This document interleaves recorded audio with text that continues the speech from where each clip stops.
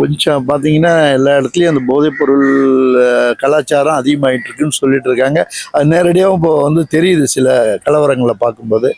அத வந்து கட்டுப்படுத்துறாங்க. அரசாங்கமும் கட்டுப்படுத்திட்டு இருக்காங்க. அதையும் மீறி போயிட்டு இருக்கு. காரணம் அந்த அ இதில நாட்ல வர்றவங்க ஆளுங்க கொஞ்சம் அத அதிகமா யூஸ் பண்றாங்க. நம்ம ஆளுங்களுக்கு அது அடிமையாயிர்றாங்க. இதனால பார்த்தீங்கன்னா, நெறைய லாஸ்ட் மந்த்லாம் கூட நெறைய ஸ்டேஷன்ல வந்து அடிக்கிறது, போறது பார்த்தா அவன் போதையில இருக்கான். அந்த ட்ரக்ஸ் தான் அப்படின்னு சொல்றாங்க. அது வந்து ரொம்ப இன்னைக்கு இருக்க சீர்கேடு.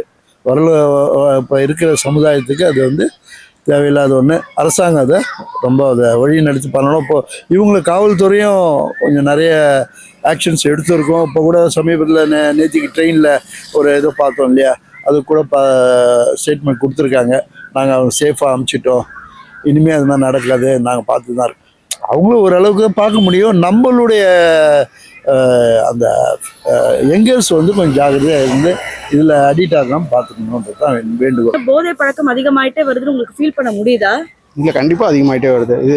இது நம்ம ஃபீல் பண்ணுறதுலாம் ஒன்றுமே இல்லை. நம்ம ஒரு வாரம் தினமும் பார்க்கக்கூடிய செய்திகளில் இருக்கிற எவிடன்ஸ் இருக்குது. ஸோ கண்டிப்பாக இது வந்து கடந்த காலங்களை விட இப்போ சமீப காலத்தில் ரொம்ப அதிகமாக இருக்குது அப்படிங்கிறது தான் உண்மை.